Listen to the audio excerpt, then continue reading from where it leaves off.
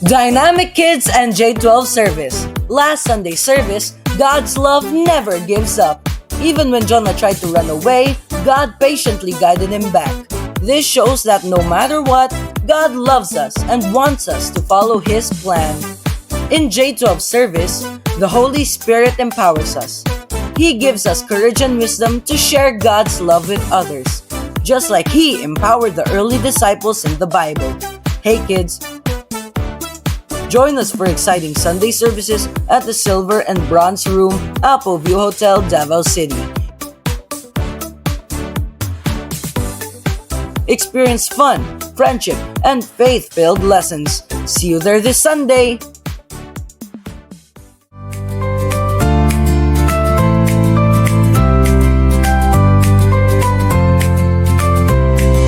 Davao to Darling, His love we proclaim. Talikod Samal Mangani, we lift His name. In Pakibatos hills, His truth sets us free. United in His Spirit for all to see. Together we gather, hearts full of praise. For His glory shines bright in every place. For where two or three gather in my name, there I am with them. Matthew 18:20.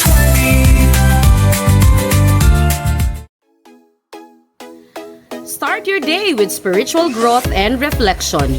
Join our morning devotional every weekday from 5 a.m. to 7 a.m. online via Zoom. So, gina-emphasize niya diri nga He died in weakness.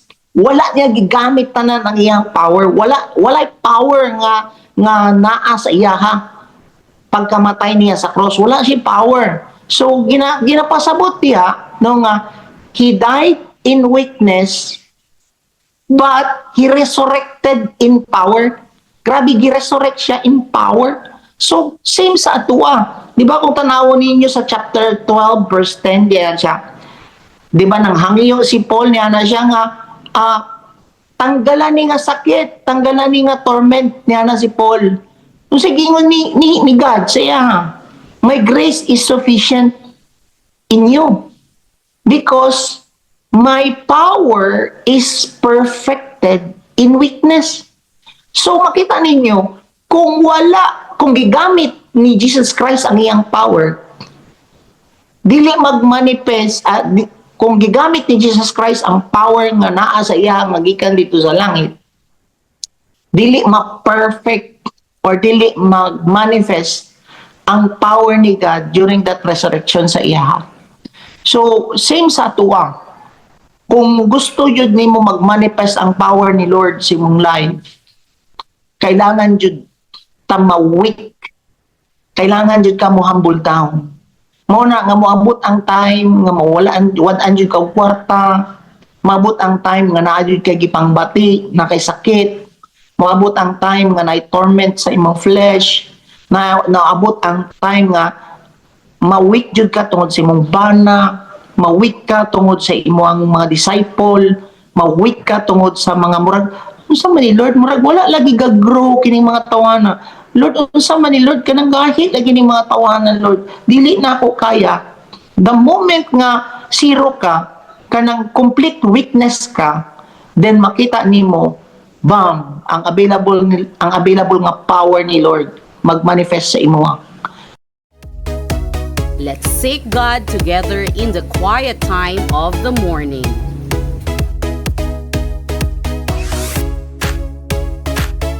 And we are now in Spotify. Listen and get your own portion of revelation in the book of 2 Corinthians.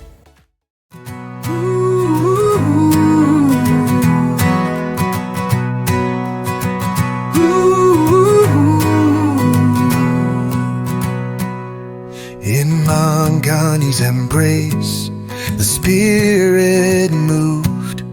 Hearts were healed, God's love approved. Lives restored, chains fell away. A new dawn rose on that blessed day. Oh, lives restored, joy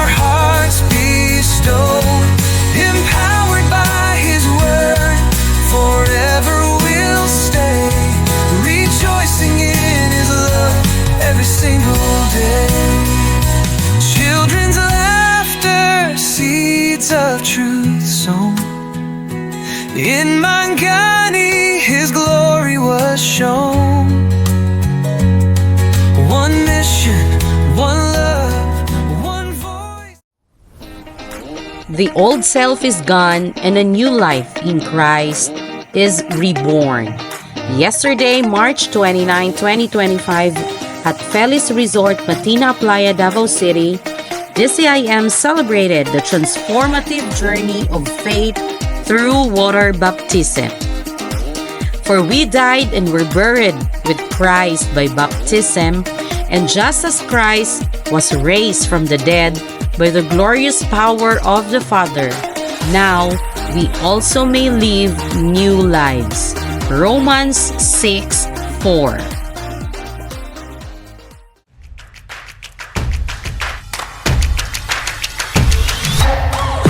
Hi, ako day si Aldrin, 37 years old, ug naay partner ug anak.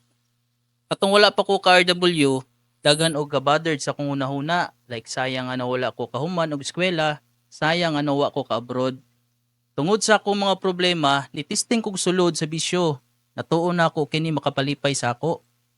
Antod sa gikaon ako sa bisyo og nagstruggle na jud ko og undang. Sa una, dako kayong mali kay nagpadayon gihapon ko og struggle. Wa gihapon ko'y tinuod na kalipay kay og overthink gihapon ko sa life nako na failure. Unya naabot ang akong partner sa akong kinabuhi pero naa gihapon ang struggle nako kay sige ra mig-away. Naabot pa sa time na makaistorya na kog dili mao sa iya o makaguba na ko gamit namo. So ko usahay makabisyo gihapon ko, struggle jud kaayo. Pero naabot na jud ang time na nangayo na jud ko og pangutana unsa jud purpose nako kay libog jud kaayo kung unsa akong buhaton. Na mawala tanang negative nako na pagunahuna. Unya naabot akong anak sa among kinabuhi, lipay mi pero naagi hapon problema sa amo kay naagi hapon among mga batasan na sige rag-away. Masuko siya, masuko pug ko. Naluoy ko nagtanaw sa kong anak, mauto nangutana na jud ko og nagdahom ko na naay makatubag sa akong pangutana. Unya gitubag jud ni Lord akong pagampo pinaagi kay Davy. Iya ra kong gipa-coffee ug iya kong gi-invite mag Sunday service. Sa akong pag Sunday service, naa jud kalayan na akong nabatian, gaan akong paminaw na makita ang mga tao na nagsadya sa pagdayeg sa Ginoo. Og nana ko'y nasabtan gamay hantod sa naka-RW ko og didto nako mas nasabtan ang tanan sakripisyo sa atong Ginoo. Ang topic jud na nakapa-impact sa akong life is katong gi-crucify ang Ginoo para mabayaran atong sala. Didto ko naka-feel na mali kayo akong mga nabuhat na sala. Grabe jud ang gugma og sakripisyo sa Ginoo sa tuwa para lang ta maluwas. Og sa topic sa magpartner, naa jud ay mga rules og naa jud mga obligasyon matag isa sa ato. Mao nalipay ko og naghinaot ko na ma-apply namo ni sa akong partner. Plano nako karon na makasal og ma-bless mi ni Lord among relasyon as mag-asawa og maka-attend jud og RW para same na mi makabalo sa gugma sa Ginoo para sa amo, para maisa ang amo paglantaw sa kinabuhi. Ug sa akong anak para magdako siya na naay Ginoo na nagaguide sa iya. Kamo na wala pa ka RW, i-invite ta mo na mag-RW. Kay didto ninyo masabtan ang importansya sa presensya sa Ginoo sa tua. Kung unsa jud ta niya kagugma, katulang og dalaygon ang Dios.